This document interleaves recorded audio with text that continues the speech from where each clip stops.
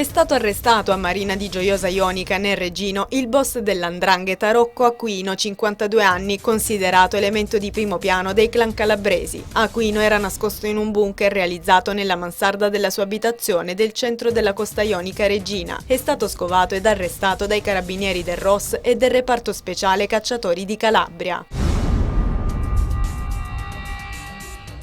Il segretario generale della CISL, Raffaele Bonanni, oggi a Reggio Calabria per partecipare ai lavori del Consiglio generale della UST CISL territoriale e ad una manifestazione sulla scuola a Palazzo Campanella. Ad accoglierlo 170 lavoratori della GDM in cassa integrazione che hanno manifestato davanti all'albergo in cui si teneva la riunione. Il segretario della CISL non si è sottratto alle domande dei giornalisti sulla vicenda. Questo governo, ha detto, dovrebbe considerare situazioni come questa. Sosteniamo che bisogna creare il lavoro più che discutere come esso si gestisce.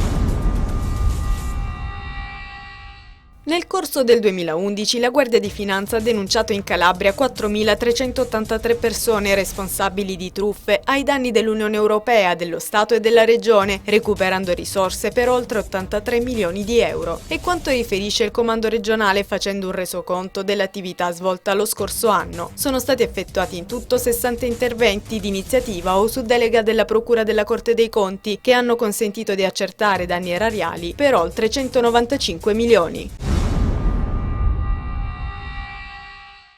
È nevicato copiosamente per qualche ora anche a Cosenza e nei pressi dell'Interland. In città la colonnina di mercurio segna +1. Sono stati segnalati rallentamenti sulle arterie principali, ma in generale non ci sono stati particolari disagi alla circolazione. Il sindaco Occhiuto ha deciso la chiusura delle scuole per oggi e domani e ha disposto la pulizia delle strade con priorità nelle zone di ospedali e cliniche. Scuole chiuse per oggi anche a Rende. La situazione più critica è sul versante ionico, dove le precipitazioni nevose sono state abbondanti.